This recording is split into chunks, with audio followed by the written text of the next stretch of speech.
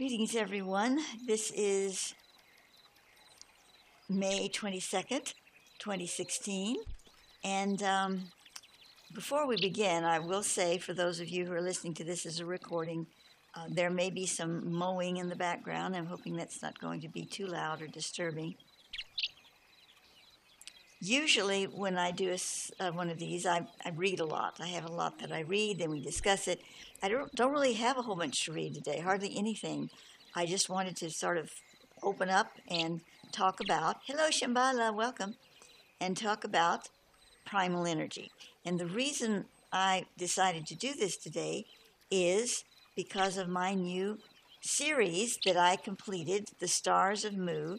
And it was brought up by Thoth in that in some of the extemporaneous part, by that I mean not the part that I had written in the 1990s, but the part that I included just off the cuff with Thoth on my shoulder. And there was some things that came through about the primal world, and I thought, wow, that would be good to expand upon. We'll just talk about it. So, I don't know what's going to come out of this because I don't have anything written up, but we'll just start talking and see what happens. Let me see. There was one thing. Oh, yes. I wanted to share with you. Let's hope that I have it correctly here. Nope, that's not it. Just 1 second, and I will get the link. I'm really pleased with my new series, and I want to share it with you here. The first two are... let me get back to you guys here. The first two videos are free viewing. The others are either, if you're a portal member, you can see them all. And if not, they are available for purchase. By that I mean you purchase the link and the password to the whole album, and you can watch them and or download them at leisure. So there's the link to it. So anyway, as I was doing these, one in particular, I believe it was on... oh my goodness, I can't quite remember, maybe Taurus, that it really started pouring through about this primal energy thing. So I thought that would be interesting to see if we could expand upon. So first of all, if I can calm my brain, the mowing machine is mowing away in my inner ear.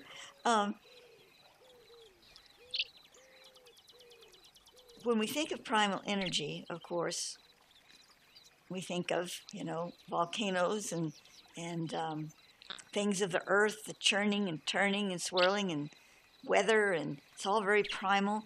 What does primal make us feel? Well, it makes us kind of excited and tingly, but it's also, it brings out fear. Not always, but that's an element of the nature of, the primal world, something that can gobble us up. And of course, when we're thinking about it within our own being, the primal brain, don't want to let the primal brain take over. That's fear, that's anxiety, that's rage, anger, all these things that go bump in the night. And we don't want that. So we try to, overcome the primal in our nature and focus on the spiritual. And that's how we tend to see it. So Thoth has a different perspective on it. First of all, everything has to be in balance. Anything can be out of balance. And then we're not really living our truth. But he says, if you look at primal energy, it's the first modus operandi. It's the first element of design that activates us as human beings, that grounds us to the earth, and that says, you are here. X marks the spot. And if we didn't have that, we'd all be floating around and, we wouldn't know what to do. The two things that work hand in hand that keep us in the here and now, and we've discussed one of these more recently, is primal energy and the ego. And the ego, we're not going to go into a whole lot of detail because we've talked about it before, but those of you who have not heard about what Thoth has to say about it, he says the ego is a divine aspect. But it is very connected to the primal energy of our being, and it needs direction. Both ego and primality are the two big things in us that are both sacred but need direction. And if you don't give them direction, they go off looking for things to do and for things to say, oh, you're my guru. Okay, I'll follow you because you're going to give me some activity. You're going to give me some action here. They want action. They want activity. So it's important to give them the right kind of activity, just like children. You leave them to the, little kids, you leave them to their own devices and you don't give them any direction and you don't give them an atmosphere in which to find productive play tools. They're going to go off and make a lot of mischief and, grow up to be not as desirable as you would like them to be. So it's the same thing with the ego and the primal energy. So let's look at the prime. Prima Matra, prime matter. Both speaks of the prima matra, and that's the sacred powders and the sacred energies that enliven us and tell us who we were in the very beginning, and we still are. But it's of the earth. It's when the spirit touches the matter, and that's a very, very sacred point of entry. And that point of entry is not corrupted.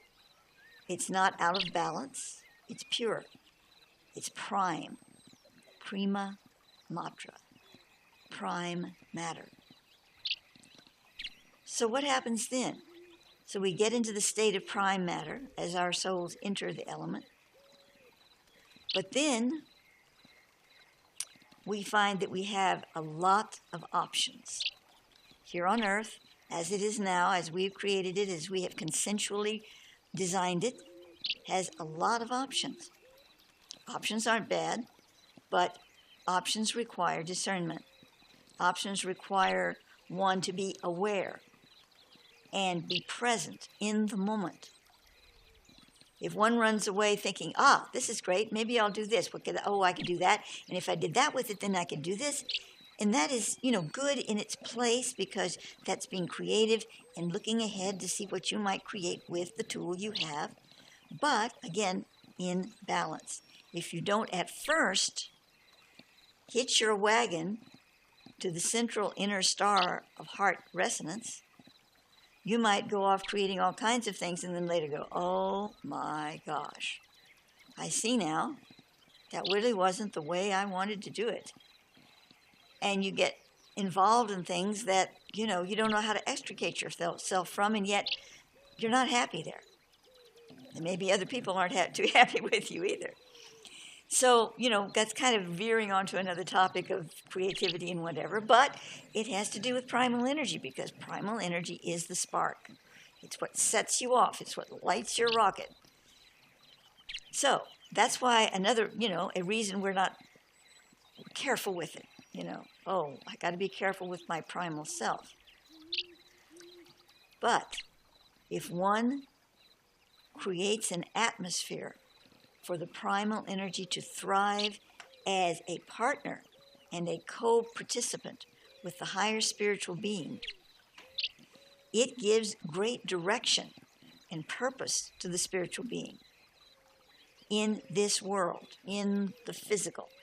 Because spirituality, the spiritual higher self, is not very savvy about the material levels of reality.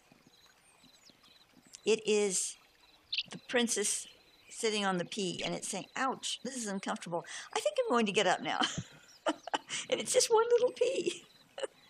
So the primal partner says, oh, it's okay, honey. Just sit there for a while. You get used to it.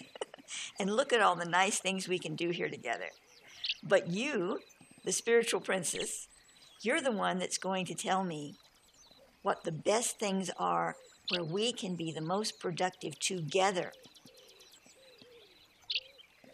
And so that is where prime meets the road of the spiritual path in the earth.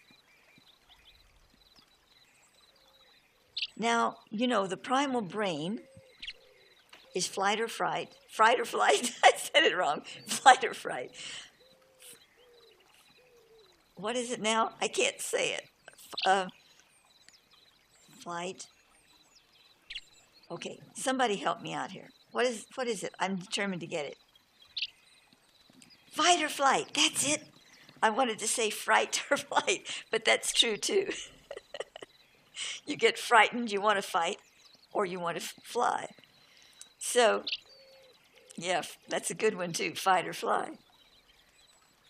Anyway, whatever it is, it means you're on the edge of your seat, waiting to see if you're going to fight or you're going to run away from a circumstance that scares you. So if the primal brain helps you do that because it wants you to survive. However, if the primal brain is under, I'm not going to say control, under the protection of the higher spiritual self, it will tell you, okay, if you need to run away with this, I can get you gone. If you absolutely need to defend yourself, I can do that for you too. But let's look at the other alternatives here, because there are so many options. And that's when the primal self, it gets really smart, because it's surviving in another path. It's surviving in another way. See, it knows how to keep you alive, and to survive your emotional energies and all of that stuff. But now the spiritual self, because it's the partner now of the primal brain, has given the primal a bunch of ideas. And then the primal can say, oh, okay, I know a bunch of options that connect to that. And I really should say the spiritual self doesn't give the ideas so much as it gives the presence, the power, the injection of pure spiritual intelligence into the primal brain. And then the primal brain, once it gets that shot, says, now I have all the ideas and the options, and here's what we can do because I'm going to protect you. So that's kind of how it works out together. And, when I was doing the Stars of Mu Lemurian astrology videos, I believe it was, I'm trying to remember which one. Oh, it was, I can never say it. Okay, I know I'm going to mispronounce it, but Ophiuchus, okay? Ophiuchus. It's one of those. I think it's Ophiuchus. Anyway, when I was into that one, because Thoth has some interesting things to say about that. He doesn't consider it an actual astrological sign, but he gives it really far more importance. But anyway, when I was doing that one, I went to Wikipedia because I wanted to see what he had to say about this. And it was talking about the legend and how Ophiuchus is wrestling the serpent in the sky. And the serpent curls around his knees and he grabs it here, and then it curls around his head and he grabs it there. It doesn't sound like Ophiuchus is really winning the struggle very well. But according to legend, he eventually does. And Thoth sort of interrupted my reading there to say that this was really, there's no such thing as wrestling with the serpent, the primal energy. You don't wrestle with the primal energy because the primal energy is not trying to do you in. All the primal energy is doing is saying, accept me and receive what I have to offer you. And don't be afraid, and then you will be in balance with it. So it's not attacking you. You're attacking it for no reason. So I guess you are wrestling with it, but you're not wrestling with it because it's trying to get you. You're wrestling with it because you don't want the gifts it has to give you because you're afraid of them. And you're afraid of the power that it has to offer you because the primal brain and the primal soul, which we'll talk about in a moment, is very, very powerful in this realm, in the earth, in the physical realm. It has no power elsewhere. But here in the physical, it's extremely powerful.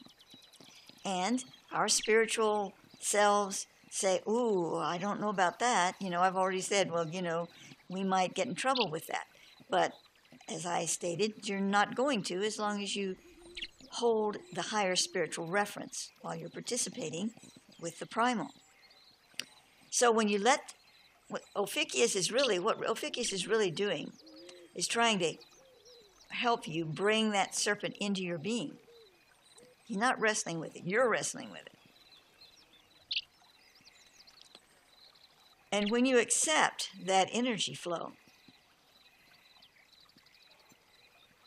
then you are ready for the true initiation of life. We think we're being we think we're being initiated all the time, but actually, we're really fighting most of our initiations, and some we're receiving, but a lot of them we're just putting off. And when you can get in touch with the balance between the primal brain and the primal soul and the spiritual higher self, and you can bring them into harmony together, that's when the initiations really take place, because that's when they are grounded in the earth. And as long as you're in a body on this planet, that is the name of the game. Bringing your spirituality in touch and grounding it into the sacred heart of Gaia, and into your sacred heart of Gaia, because you have her heart in you, and hers and yours is in hers. So let's talk about the primal soul. Now, I've talked a little bit about this before. In Hebraic, it's called the nefesh, and I waver between calling it a soul or a body, because it's called both. We have energy bodies. Sometimes the nefesh, or the elemental, it's called the elemental body or the elemental soul. You can call it an elemental presence, whatever, but it definitely is the mechanism that you were given in your body while you're here on the planet. And it is really kind of a soul, because it comes out of the earth and into your little body when you are in the womb. And when you come out of the womb, you've got both of those intact. The spiritual soul is not actually in you, it's projecting in you from an oversoul. But the elemental body, well, I don't know, you could say it's projecting from the center of the earth. I imagine we could say that, but it's a little more connected to you in the internal organs, in the cells, and all of that, because it's got to keep track of everything that's going on in your body. You cannot be alive, physically breathing and alive, without the elemental soul body. It's what keeps you ticking for so many years, usually. So the elemental soul body knows the minute it gets there that it's not going to go on with you. It's not going to, when you pass on, when you translate to the other spheres, your spiritual soul does, your elemental body does not. It goes back into the earth. And, excuse me, I'm having a little almost coughing spell here. And so, it has a tendency to, that's what really keeps it going in regard to wanting to survive, and to wanting your body to survive, because it is programmed to, the minute it attaches to a body, to say, I want to be here as long as possible. And that's a good thing, because, otherwise you'd be walking off of cliffs like, oh, no problem, my soul's eternal, I'll just step off this cliff here, and we'd just be popping out all the time, and we're supposed to stay here a little longer than that. So the elemental body says, don't you put one toe over that cliff. I'm going to jerk you back. and that's good. But again, when we have a partnership between the spiritual self and the elemental self, and it's a good partnership, we're going to balance everything out. And in doing so, when the spiritual self says, it's time, it's really time for me to leave this body behind and move on, the elemental soul should acquiesce and say, okay, I am your servant in this capacity. Your will is my command. Or your command, yeah, that's right. Your will is my command. I don't know, I'm not good at that. Anyway, so that's what happens. That's why the masters and the gurus, they can set an appointed time, they can go into samadhi, and they can leave the body. They're not committing suicide. They know when it's time. Well, first of all, we don't really get the message when it's time too much, but the reason we don't is because the elemental body doesn't want us to know that. It wants to be in charge of this. And secondly, this is the reason for so much suffering when people get cancer or whatever, and they're really decided they don't want to live, so they're not going to live, but they're not dying either. They're hanging on, and of course, they're taking all kinds of things that make them worse, and they're just suffering and suffering. Or old people that get older and older and older, and they're just miserable. They can barely move, and they're still lying there, and all the relatives are spoon feeding them, and this poor being saying, "When am I going to get out of here? I want to go." They say they want to go, but since their spiritual self and their elemental body are not communicating right, the elemental body is saying, "I'm keeping you here as long as I can, because when you die, I die."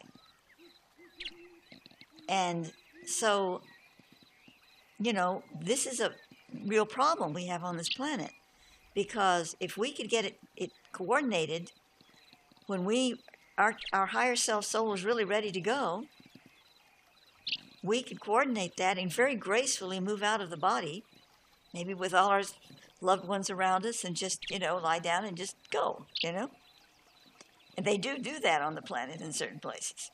And we wouldn't need doctors giving us injections for that purpose or anything. It would just happen in a natural way. So these are a lot of different things about the topic of the primal, which leads us to the elemental body.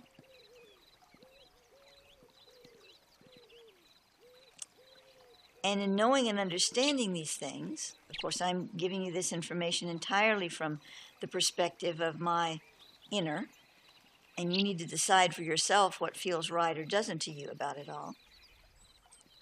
But if this resonates with you in understanding this principle, you can work with it. You can begin now, even if you're 25 years old and as healthy as a horse. You can begin really communicating between the two elements and saying, "Okay, elemental body, I wish you to, really get in touch with my spiritual self and take the commands from the higher spiritual." The elemental, you can give wisdom to the spiritual about life and where not to stick your hand in the fire. But, and the spiritual will respect that. But the spiritual knows some things you don't. And now is the time for you to unite with that force and to have better communication and better direction from the spiritual being.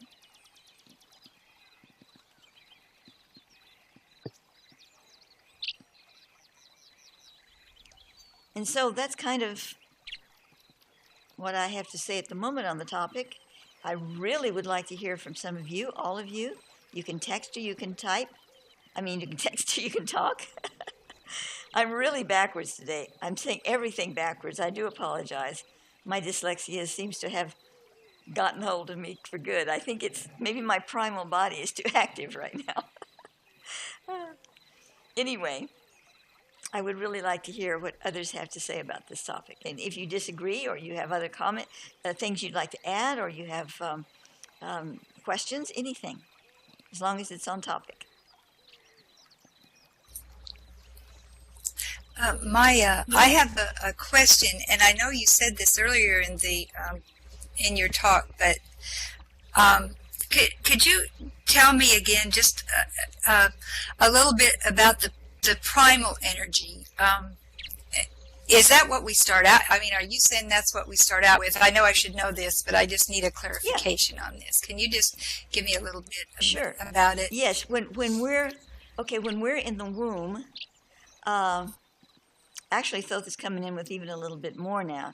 He's saying that when the embryo forms, right at the very, very start, not the actual moment, but down the line just a little bit, maybe just 2 or 3 weeks into the process of forming of the embryo, he says that, now this is interesting, I've never heard this, okay, I'm just telling you what I'm getting right now, that the cells in the embryo open up to start receiving something out of the embiotic fluid. Is that what it's called? I might be saying it wrong.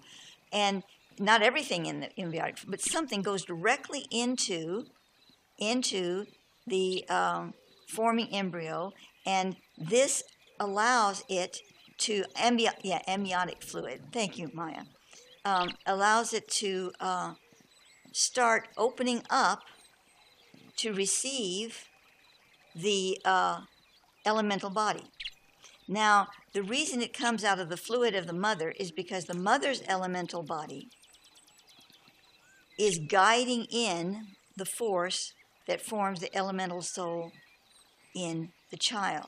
It's kind of like, a parent gives birth to the child. Well, the two parents, they have their genetics in there, right? The child has some of mama and some of papa. Well, the child in the womb also has some of the mother's elemental body. It's hard to explain. It's not all of it. It's like a portion of it that actually draws the unique presence of the elemental combination into the child. It doesn't have the father's. This is interesting. It's kind of like that. What is that cell, or it's not cell, some kind of thing that's in the DNA that's just of the mother? I'm sorry. I'm totally ignorant on it, so I'm not even going to try to continue on that. But it's sort of like that. And so the elemental body in the child is formed out of the mother's elemental body. But it's its own, but it comes out of that. And so then when it's born, it has it. And the spiritual soul has been kind of in and out, in and out, in and out as the embryo forms at different places. It doesn't even begin to connect till way down the line, till, about, what is it, maybe 2 months or something like that. It doesn't begin to, really say, okay, this is it. I'm making the true connection here. And then, so when the baby's born, it's got both. But it's the elemental soul or body that allows the baby to take the breath, to connect. All the cells are charged, and it's ready to go. And that's what keeps it alive in the womb. Now, when babies abort, naturally, or, they just can't make it, or maybe they're born dead or something like that, it's because the elemental body was not able to completely connect and make that connection. Now, a doctor might say, oh, no, well, it had this disease or these cells weren't formed. But see, this comes out of the elemental body. In fact, if we had a perfectly functioning connection to the elemental body, we would not have disease, death, or aging. We would not have any of that. There are other factors, too, like how our sun is sending us radioactive frequencies and stuff that weren't that aligned. They weren't that, sorry, I get ahead of myself. The solar rays are more harmful to us now than they were a long time ago. I'm not going to get into that, but they are. So there's some other factors. But, the truly ancients that were totally aligned to their elemental body, they eventually left the body because they needed to go on, but they didn't leave for any other reason. So if we were completely in touch with our elemental body, we wouldn't have any of that. We'd just leave when we felt it was time to change forms or go on or whatever, like we're going to do in the new Earth star. Because then that's a whole other area of it. But when we move into World System 2, we will automatically be upgraded with an elemental body that is so rarefied it can stay in contact with us. See, that's another thing about all this that's coming through for me right now, is that in the World System 1 that we're in now, it's harder, it's more difficult for the elemental body to be aligned to us. We're in a lower sync vibrational level, which we consensually agreed upon to be in. But when we move into the World System 2, we're going to have a more refined elemental body. And it'll be easier for us to make that connection, and we'll have more resources to do so. However, we're here now. So what can we do to strengthen the connection between us and the elemental body, which creates healing, and it creates longevity, and it creates an easy transit when we're ready to boogie on, go somewhere else. So does that kind of answer your question, or did I go off on a tangent? No, that was good, Maya. But I have another question, though, kind of based along the same line. So when we've had the discussion about descent into matter, Hmm. So the primal energy is our fight or flight. Hmm. Is that right? Am I Yes. understanding that? Yes. Okay, That's the so basic of it. Yeah. Hmm. okay, so as we made our way through matter, then um, it's like we should have been educated better in the higher realms. I don't know what I'm trying to get at. I know what I want to say, but about our energy, what we're using, Yes. the primal energy Well, for, that we were not aware enough of right. how we were reacting to something. I Yes. think that's what I'm Yes. trying to say. Well, this really goes way back to the whole mythical story, which has a lot of truth in it, of the Garden of Eden. And I don't want to get too off here, but we have two gardens, Thoth says, if we're looking at it in that format. One is the one that came from the lotus reality, coming down into the physical primal earth and connecting to the primal earth. That was one garden. That was Lemuria, down. And the other was much later with the Assyrians and what they did with their men, DNA, messing up the DNA and all of that in the Assyrian land. So you have two separate ones. But the primal energy factor, let's look at the first garden when we came down through the lotus and we got connected to the primal earth. And, we began to realize that the primal reality was far different than where we had been before. And as such, a lot of souls simply weren't prepared to deal with it. Remember, they chose to create that aspect of reality. And so their primal bodies, see, they didn't have a primal body in the lotus. Not they had an interfacing body, but we're not going to go into that because that's a whole other topic. But they didn't have a primal body like we understand it. So when they got one, when they got down here, it was like it was a new thing to them, and they really didn't have an instruction booklet because of various reasons why they left the light inscription of the lotus. So they didn't have that with them, and so they had to figure it out. And there was things going on there. Some figured it out, some didn't. And there started to be divisions. And, so really the primal, the elemental soul, the primal realm, all of this is at the crux of where the snowball started rolling downhill. Because we couldn't figure it out. It wasn't the primal body's fault. It wasn't the primal energy's fault. We jumped the gun and we didn't bring the instruction booklet with us, and so we didn't have it all worked out beforehand.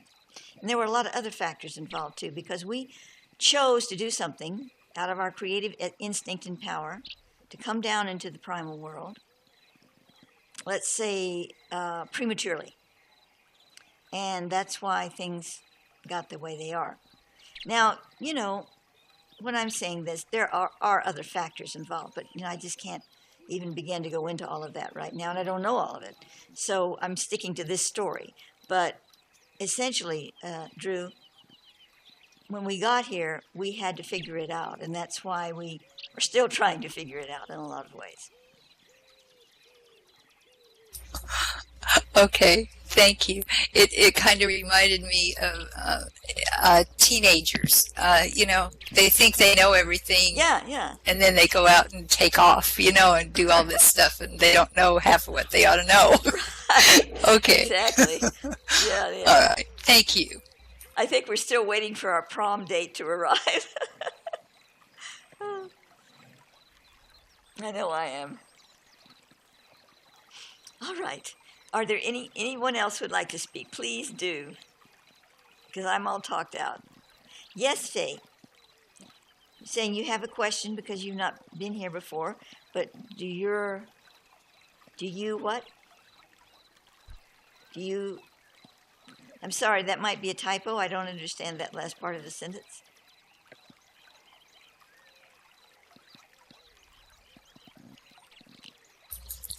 Maya, I think I don't know what she's saying. I was thinking that she was referring to philosophy.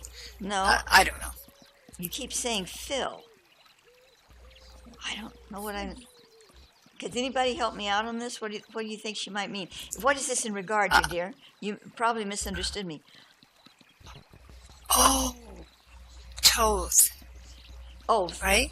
Yeah, I'm speaking of Thoth. That's my mentor. I'm sorry. Yes, that's my inner planes mentor that I've been connecting to since 1977. That's who I'm referring to. Hi, Kyi'Ra. Good to have you, dear.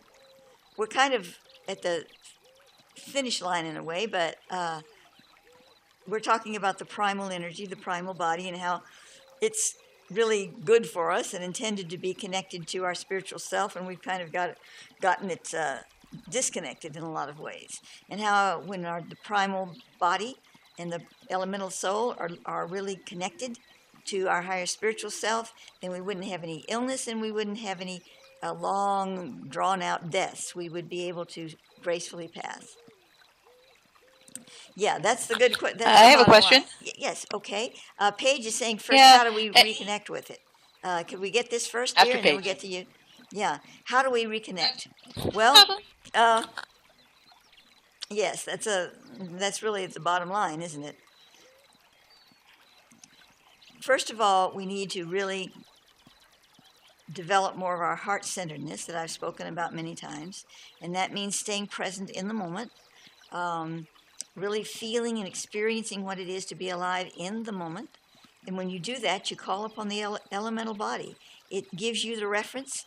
It gives you the understanding of why the rose smells so good. You can just feel that energy of experiencing it all. Oh, okay. And so as you take each moment as an excellent entry point into life, like you just were born this moment, and you really stop and feel it and experience it. Of course, we're busy in our day. We can't do that every second. But I mean, take some time to do it. And you're just 1 or 2, like 30 seconds. I know with my ADD situation and talking fast and doing fast, everything's got to be done now. Can't wait. That's the energy that I'm trying to modulate. And when I can just say, whoa, wait a minute, I'm going to take 30 seconds. I'm living in Kauai. I have this beautiful scene out my lanai.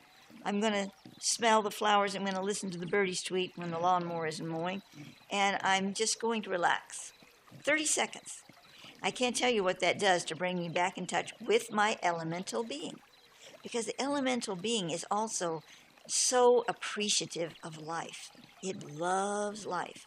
It loves everything that reminds it it's in a body and having a good life. And if it isn't having a good life, it's going to, move heaven and hell to get there. And sometimes it does so rather indiscreetly.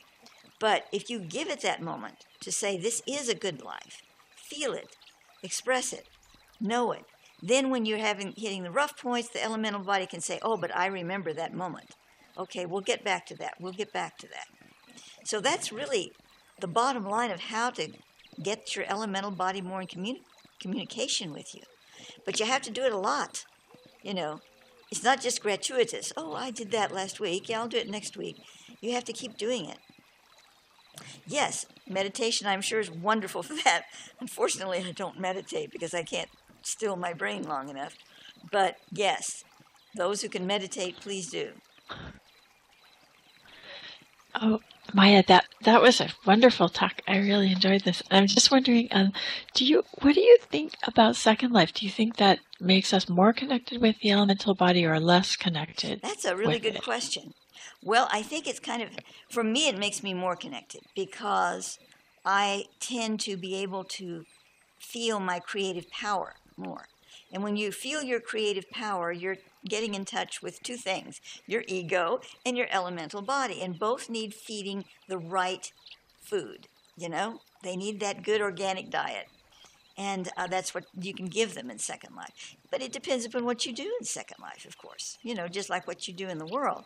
But if you're doing spiritual things, creative things that bring beauty and positiveness to your experience, you are indeed connecting your elemental body more to your spiritual self, and vice versa. Oh, that's a good point. The creativity is, that's really important to remember because Go ahead. No, go ahead, dear. Go ahead. Oh yeah. Sometimes I've felt like, when I'm in the physical, I feel kind of a longing to be in Second Life because I just appreciate it so much, like the beauty and just so many things about it that I don't see in the real world. But Well, it's kind of like looking into the stream, into a clear pool. We're sitting on the edge of the bank, and that's our very real physical world, and we can smell the flowers and everything. But when you look into a pool and you see it all reflected back to you in a more etheric form, it makes you even appreciate it more, I would think. So the pool is yeah, like that's a good life. point. Okay, let's see. We have some questions popping up here. Paige asked, lawnmowers are evil. Paige asked, said they all start. Yeah. Okay, and that's not it. Yeah. I heard a theory about virtual reality being a trap to take us away from our core heart. Well, again, it could be if what you were doing in here was going to just playing vampire and having virtual sex day and night and uh, wanting bigger and bigger and bigger boobs. I'm sorry, but you know what I mean. You can go in there and just go completely. You could do that in real life. You could go, to the red light district. Or you can do all of that in real life, and you can do this in Second Life, and it can be just a horrendous, really damaging experience. But I'm talking about doing what we're doing, in Second Life. This kind of thing. This is very good, and I think it helps us. That's, and Thoth agrees. So. Yeah, I guess if we take this into our real life and it empowers us in our real lives, and this is a wonderful thing to be in. Yes, absolutely. So yeah. Intent overcomes limitations. Yes, absolutely. And let's see, we had someone else ask something here. I'm trying to find. And I think this Second Life enables us to be in contact with fantastic people that we wouldn't be able to see in real life. Yes, so absolutely. That's really it. And that's certainly true for me. And let's see, Maya said kind of like Al.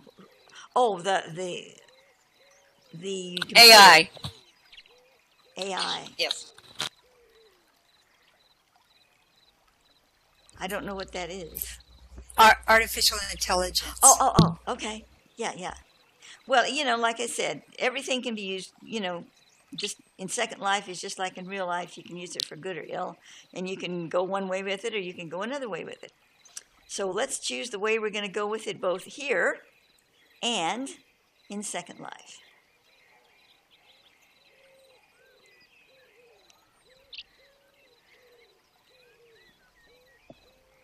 So anyone else?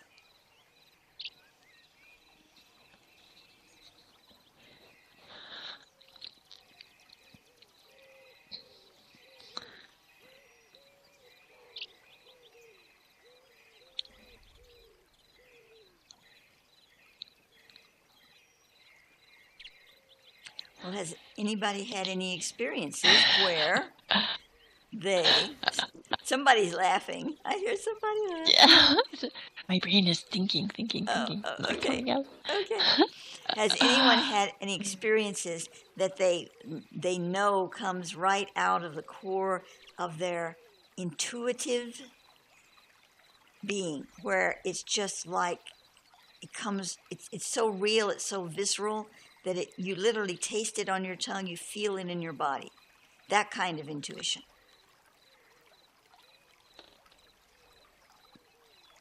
You had that experience anytime? No? Well, I have. Yeah. And when I have, I know that, that's really the elemental body talking, connected to spirit, but it's giving me a signal that's really so strong that I literally feel it in my body. Now, the elemental body can give you fear signals that you certainly feel in your body, but I'm not talking about that. I'm talking about that aha moment that is not just a spiritual aha. It's like you absolutely have it. It's anchored in your gut. And that, that yes. comes from a cooperation Yes. between the spiritual giving the Yes. message, but the physical saying, I know how to do that. I know what that feels like. I know where to go for that. Yeah. Right from the gut. Gut instinct. It hits you right there. Yes. If the earth was a giant library, the physical world was a giant library, and we had a head librarian that was the spiritual higher self. Then we had the little gopher librarian that knows where all the books are. I mean, the head librarian manages the whole thing and it keeps it in order. But the little guy that says, the head librarian says, so-and-so wants to check out a book on, I don't know, the reproduction of mice. And the little librarian goes, oh, okay, I know where that is. And he runs down, okay, let's see. Oh, A, B, C, D. Oh, here it is. Yes, here it is. And he hands you the book. Well, that's the elemental body, primal being. And it's, it's very efficient. And so sometimes that's the feeling I get.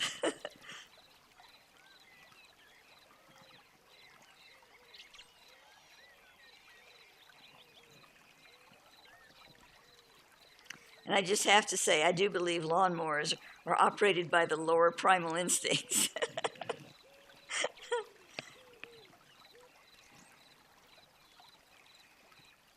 We're lucky I haven't heard it at all. Oh, coming that's through, good. so. It's absolutely boring Yeah. hole in my brain over here, so. Oh.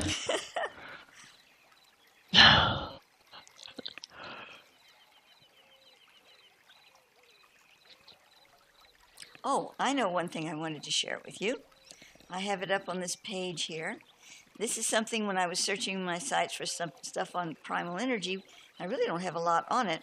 I did come across something I had written called Keys to the Kingdom. And it concludes the primal power, but it was so cool, the whole thing, it's very short, that I wanted to share it with you. The ancestors, Hawaiians call them Amakua, return to us. We who are the current incarnated world guardians, the keys to the kingdom on earth as it is in heaven. We cannot become the new Elohim until we first accept the passage of the old culture into the hands of the new millennium. As Elohim co-creators, we will design a new heaven and earth with the divine codes that are birthing in the universe. I should have really said, so we design, because we're doing it right now. Okay, tools of understanding to align one to the passing of the keys to the kingdom. The 4 sacred points of foundation. Healing of self. Within the context of the message of the passing of the keys of the kingdom and the new millennium, the healing of self is expanded to include the earth as self, inseparable from the evolution of our individual soul selves. We, the new world guardians, are being challenged in our roles as world healers as the earth and its world is becoming more definitively expressed within us. We can no longer proclaim ourselves world healers outside of ourselves. We must see the reflection of the world in our own personal development, in our own spiritual development.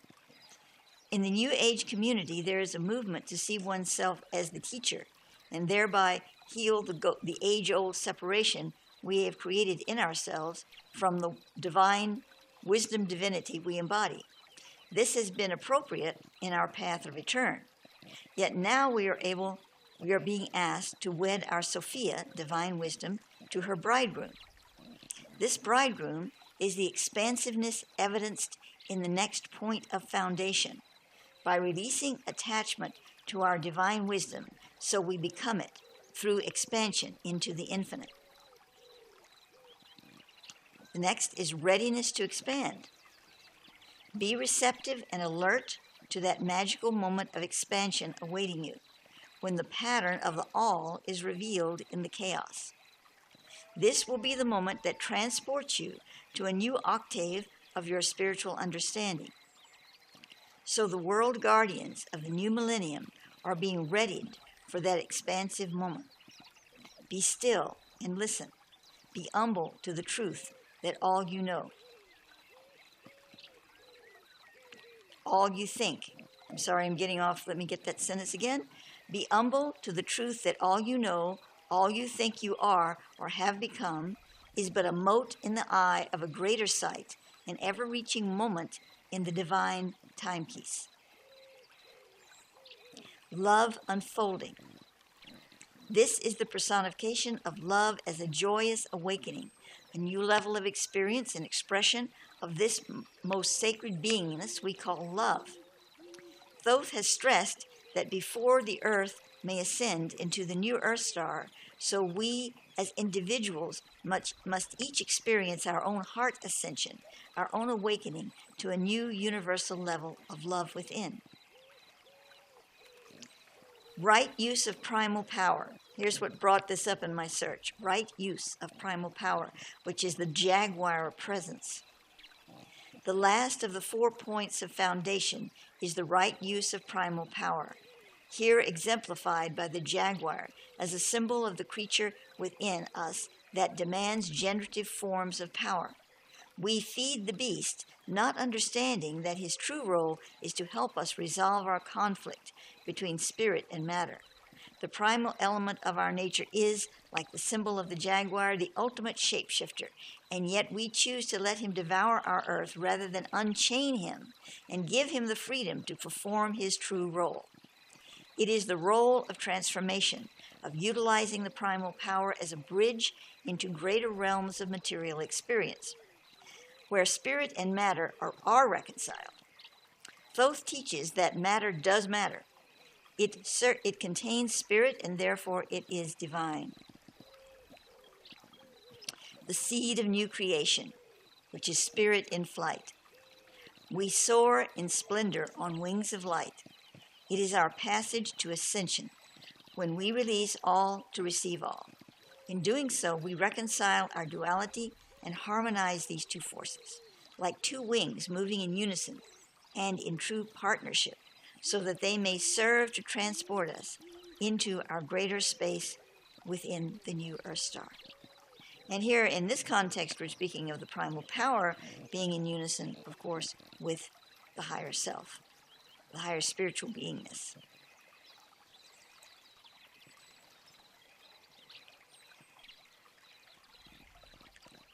And so, That's beautiful.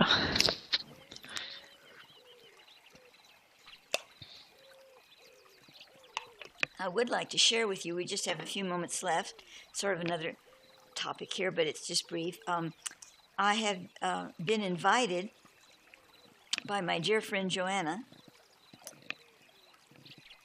and I can never seem to say her last name or remember it. I don't know why. I guess I would just want, she must have a spiritual name or something. But anyway, Joanna, she does radio shows, one on 2 different stations, and one of them is like a webinar. And she's inviting me to do monthly ones with her, of both kinds. One is taped beforehand and the other is live. I've already taped the one that will be coming out on June 11th, I believe. And I will be doing a live webinar with her, I believe, on June 12th. I will be putting out information on this when I have it, when the one is up on the radio station, so you can hear the one that's on that one. I'll put it up so you can have that link. And the other one is actually a course, so it's a paid thing, and I will be giving you some information on that when I can. If you aren't already, you might wish to subscribe to my New Earth Star Friends. You can find that in my profile, or you can also click on the little, where is the green pyramid? I thought I had a green pyramid here, but I don't see it now. Anyway, if you click on my profile, you will find New Earth Star Friends, and you can join that group. But I also post these things on Spirits United. Did I say that right? United Spirits. See, I get things backwards. United Spirits Network. It's Shambhala's network that she puts out. So that will be coming out when it is available. And I'm really excited about doing this. It's kind of like, interfacing with the out there world a little more.